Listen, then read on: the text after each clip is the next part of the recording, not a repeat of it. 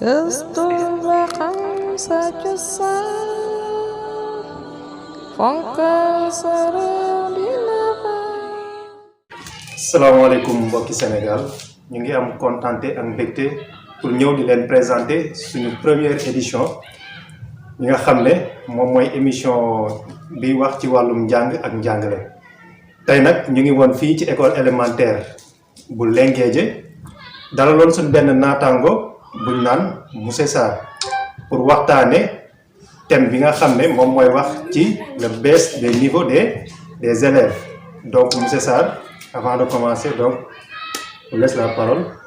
asalaamaaleykum wa rahmatulah mbokk téléspectateurs yi donc ñu ngi kontaan di ànd ak yéen donc si seen émission donc comme ni ko sama naataango waxee tey ñu ngi fi Linguédié donc di def benn émission donc concernant sur baisse kii niveau élèves yi maanaam njàng xale yi. lu waral léeg-léeg mu wàcc affaire yooyu noonu donc monsieur Mbaye donc on est à votre disposition. Voilà, donc monsieur Sarr, donc on a constaté que depuis des années ay at ci ginnaaw nii dañoo constaté que ni niveau élèves yi dañoo commencé di wàcc bu baax a baax léegi nag am na ñoo xamante ni ñoo ngi koy jiiñ enseignants yi am na ñoo xamante ni ñu ngi naan enseignants yi seen niveau moo baaxatul. Est-ce que en tant que jàngalekat yow mi nga xam ne yow yaa nekk ci classe yi yow d'accord nga ci loolu wala àndoo ci loolu. waaw dina na par si benn côté ànd naa si benn côté itam mën naa wax ne ànduma si. ndax soo gisee système éducation Sénégal soo xoolee système bu njëkk ak bi maanaam du benn. maanaam tey soo ñëwoon yow mi nga xam ne yaa doon jàng soo ñëwaatoon si classe yi yow sa bopp da nga xam ne maanaam système. di changé na complètement les changements système bi nag indi na ay jafe-jafe mu njëkkee si enseignants yi maanaam si formation bi ak itam si élèves yi ndax soo xoolee bu njëkk dañ ne woon l'éducation donc c'est par exemple foofu dañ ne woon maanaam njàng pour xam la rek maanaam foofu enseignant bi day ñëw jox xale bi lépp mais fu nii dañ ñëw toll foo xam ne dañu saa maanaam approche par les compétences ñu ne foofu maanaam xale bi mooy def lépp moo koy def maanaam loolu itam daal laajte ay compétences si enseignant bi nga xam ne moom mooy jàngal xale bi waaye itam si xale bi itam maanaam enseignant muy déparé fan si formation enseignant bi maanaam formation bi su jàllee xëy na itam mën naa jàll enseignant bi itam si métier am mën naa ñàkk a def liggéeyam kon foofu itam problème la ñu ñëw si niveau élèves yi foofu itam dina xaw a kii élève bi tuuti ndax soo xoolee maanaam suñu approche par les compétences foofu maanaam si xale bi lay basé wu maanaam xale bi su ñëwee école au lieu que maître bi nekk foofu di koy kii xale bi moom mooy def lépp léegi nag loolu daal laaj ci formation bu njëkk problème bi itam bees bi ñëw na maanaam si itam dañ naan xale amoo droit door ko te itam élève su xamee ne maanaam yow soo ko su ñibbee kër ga su ëllëg su jàngale son même su dee maître bi di ko door loolu itam problème la.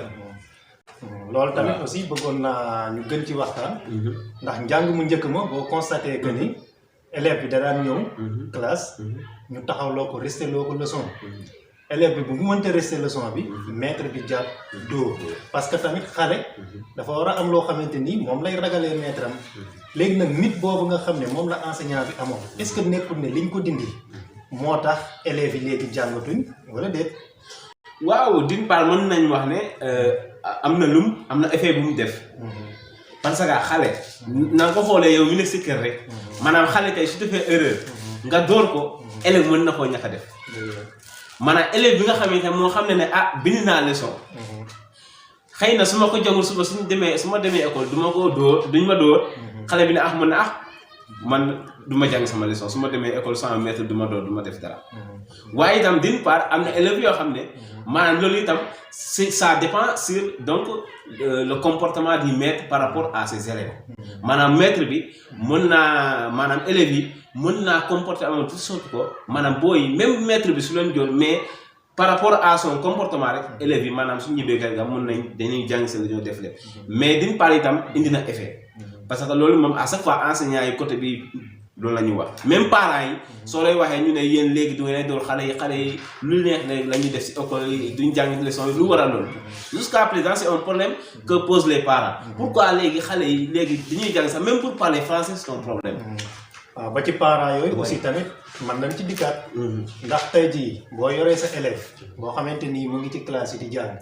su wàccee kër ga dafa war a am benn suivi boo xamante nii moom moo ko war a toog pour mu jàng mais parents yi ñoom jàpp nañ ne njàng bi lépp ci école bi la te xamuñu ne école bi dañ lay pousse rek yow boo demee kër ga li nga xam ne moom lañ la jàngal ci école bi boo demee kër ga da nga koo war a fixer aussi tamit am na benn part boo xamante ni tamit ñu ngi koy expliquer ñu ngi naan par exemple programme bi aussi tamit niñ ko ficelee ndax baax na aussi wala baaxul léegi yow nag en tant que jàngalekat yow mi nga xam ne yow yaay joxe programme boobu noonu yow loolu lan moo di sa xalaat. waaw monsieur Mbaye ma ñëwaat d'abord si côté parents yi nga laal tuuti. en attendant parce que soo xoolee itam parents yi comme man sama école fii Linguère problème boobu am naa ko. ndax booy yi maanaam suñ téye kay rek maanaam xamal ne école la mais du si kër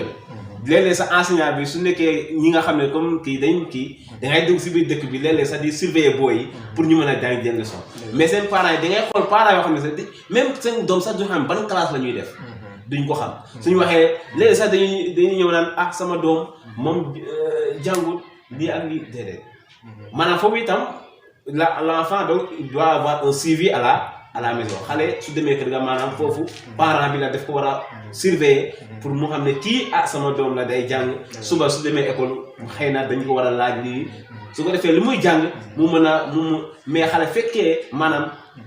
njàngam yépp si école bi la ndax itam école bi maître bi lu am mooy indi jox élève bi ñu élève bi su demee kër ga réviser su ko defee loolu muy yombalal maître bi suba élève mu mën a defar ay couram donc de façon donc continuer quoi donc pour enseignement yi mën a continuer ma ñëwaat itam si wàllu programme bi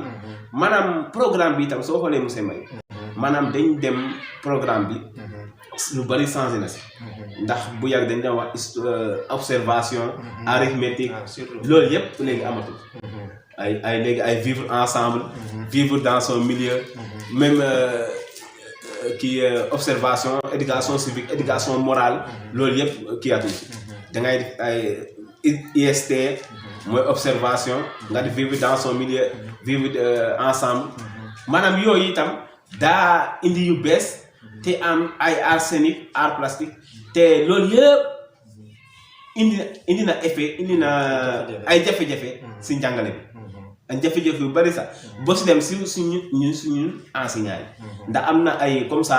ay maanaam soo jëlee ay vivre ensemble vivre dans son milieu dem si zone yoo xam ne maanaam yow da nga am ay problème sax pour dérouler yeneen cours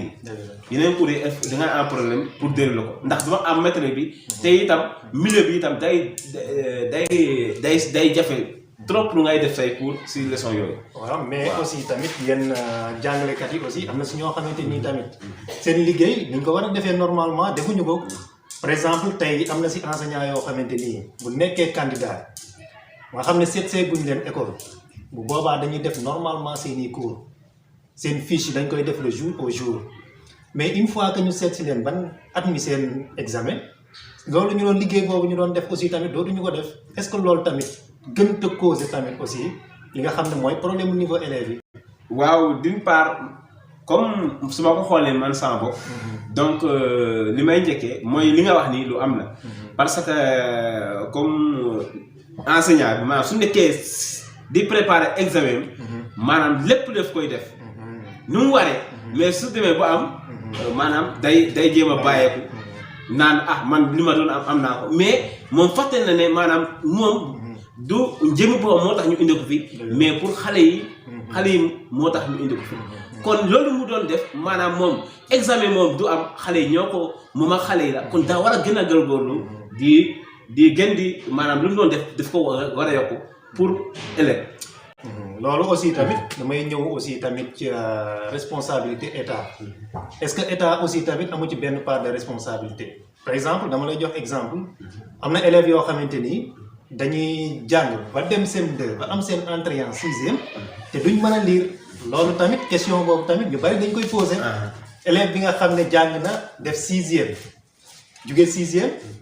dem ba am entrée en 6e ñëw seen te élève boobu du mën a lire kooku nan la def ba traverser cursus boobu yépp ba ñëw am entrée en 6e moom te mënta lire. très bonne question monsieur Mbaye. parce que foofu itam ñun même ñi la gën a poser problème. parce que soo xoolee mu ngi tàmbalee si administration bi maanaam suñ ne maanaam élève bi su demee CI maanaam amoo droit pour redoubler ko. même élève bi su amul moyen mu ne élève bi ñëppay passé. imagine koo xam ne amul niveau. nga jàllale ko. mu demaat C1 amul niveau nga amoo droit redoubler ko. kooku maanaam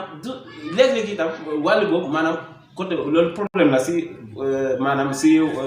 programme bi ni ñu ko tëralee maanaam passage étape maanaam d'une étape à une autre étape donc loolu problème la bu yàgg lu tax maanaam élève bi mu ngi doon passé si par rapport ak moyen yi mu doon am. moyen yi mu doon am maanaam suñu nekkee am na moyen 5 moyen mais fu mu ne nii xoolatuñu si loolu maanaam élève bi daal amul droit maanaam nga jël ko nga dugg ko classe inférieure. mais loolu est-ce que jotul seen syndicaliste yi jéem cee dox ay jéego. parce que tamit njàng mi buñ xoolee bu njëkk élève boo xamante ni yow xalaatoo dem ba CM1 wala sax C1 te mënoo lire parce que élève bu mënta lire kooku ni muy jàngee leçon parce que tamit état am na aussi tamit ñoo xam tamit ñoo naan on vous propose des pourcentages de passage par exemple dañ naan leen tant pour cent ñoom ñoo war a passer élève bi quel que soit son niveau mu mën a lire rek mu ñàkk a mën a lire da ngeen koy bàyyi mu jàll amul droit mu redoubler. est-ce que loolu jotul aussi tamit syndicalistes yi taxaw ci aussi tamit ba nga xam ne ñu delloo si waat système bu njëkk ba njàng mu njëkk ma ba nga xam ne niveau élève yi dina dellu si waat fi mu nekk parce que tey mënuñu comprendre élève boo xamante ni par exemple amul benn niveau nga bàyyi ko muy jàll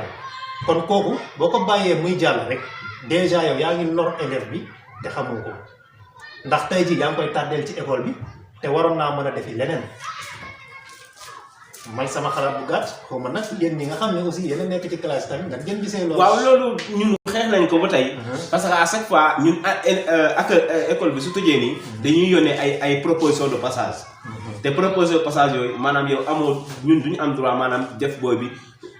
redoubler noonu. ñun de tous passe ñëppay passé. léegi nag ñun su suñu biir ñun ñoo xam ñoo ne cuisine interne. maanaam ñun suñu bopp ñooy xam maanaam suñu élève. ñu xam suñu élève ñan la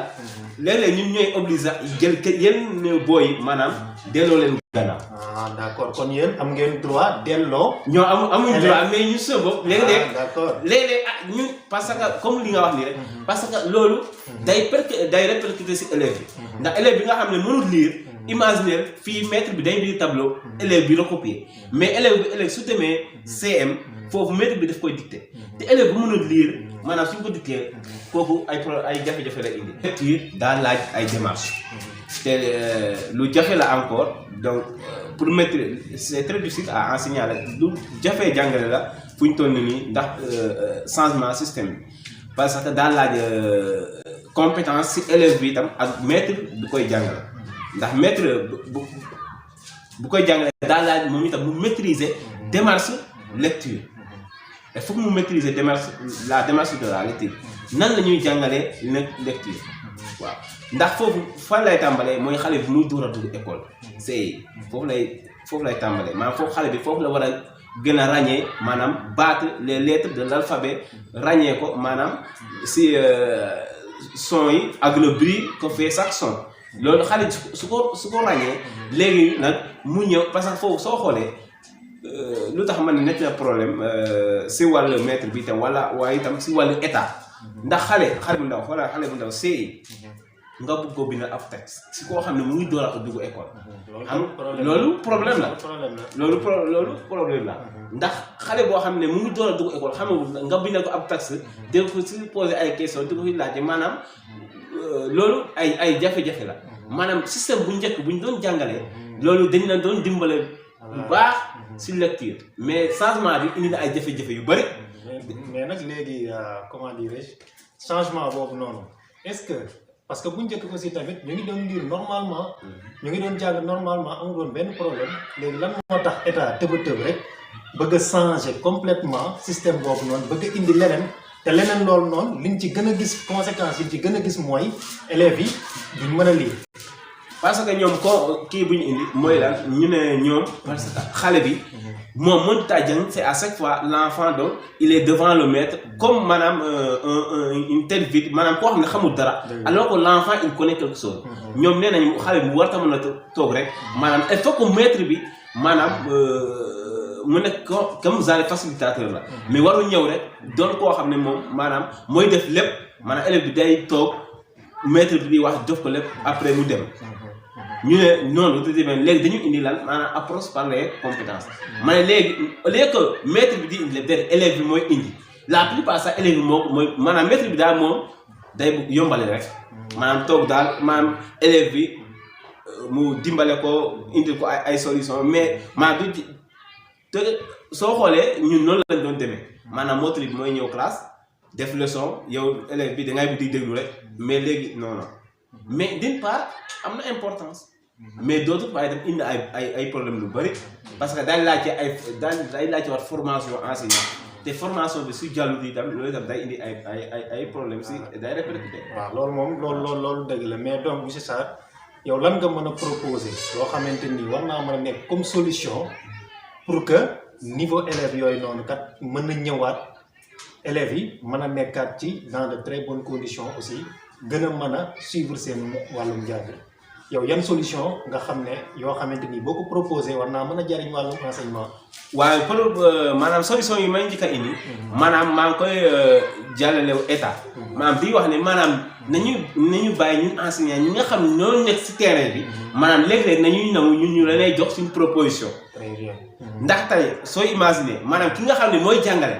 ñun ñi nga xam ne ñoo nekk si terrain bi ñoo xam problème yi am. mais ñoom lu ñuy xam maanaam ñoom dañuy toog rek. léeg-léeg ñu indi ñu ay yoo xam ne maanaam ñun su boobaa à chaque fois daf ñu indi problème mais tey imagine ni ki nga xam ne moo nekk si terrain bi moo xam ay réalité maanaam moo war a xam ay solution lii ak lii su ko defee maanaam mooy régler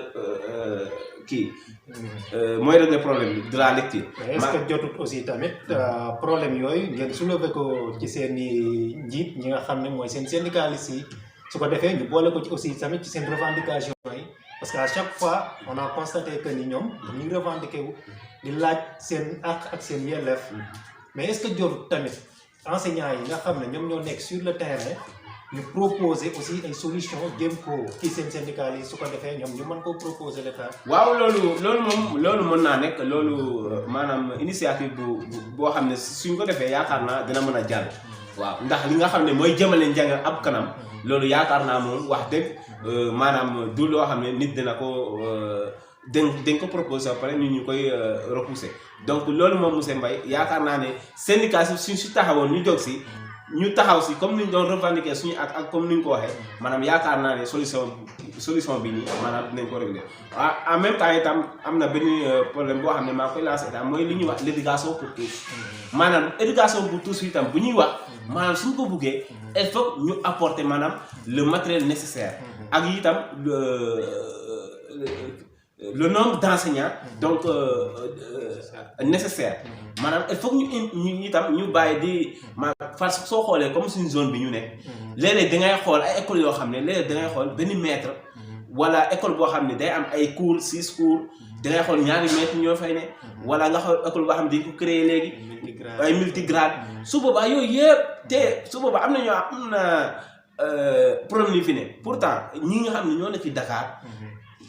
pourtant ñoo xamul réalité fi am. ay surplus la ñuy am. ci nekk Dakar léegi da ngay gis sax ñu nekk Dakar ay écoles yoo xam ne maanaam da ngay dem da ngay gis ay yeneen enseignants ay suppléants la ñuy doon. alors que fii yow da ngay ñëw fii ngay gis ay benn enseignant si benn école. loolu lan la mën a indi monsieur Mbaye. loolu moom normal moom. benn enseignant ni mu mën a jàngalee ñaari classe wala ñetti classe. loolu moom normal. te à chaque fois suñu waxee ñu ne enseignant mais en certain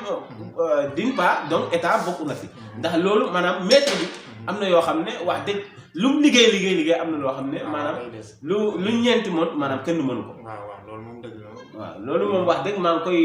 ñaar état maanaam fu ñu toll nii maanaam l'éducation pour tous bu ñuy wax maanaam nañ ñu si jàppale. voilà donc Moussa ñu ngi lay remercier vraiment doon kontaan ci dalal bi ñu la dalal di la wax rek pour nga tàggatoo ndax waxtu wi daa mel ne daf ñu xaw a xoj.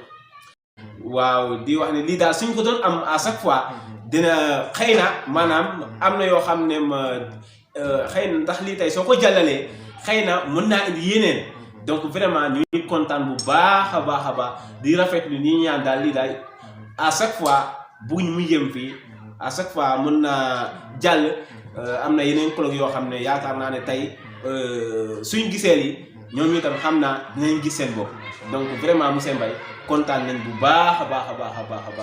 waaw. voilà donc chers internautes ñoo ngi leen di sant di leen gërëm yéen ñi nga xam ne yéen a toppoon suñu émission bii di njàng mi ak njàngale mi ñoo ngi leen di jox dig daje ba beneen yoon ñu dalalaat seen beneen naataango ci beneen émission aussi ci beneen thème asalaamaaleykum wa rahmatullah taala wa barakatuh. Gachengalama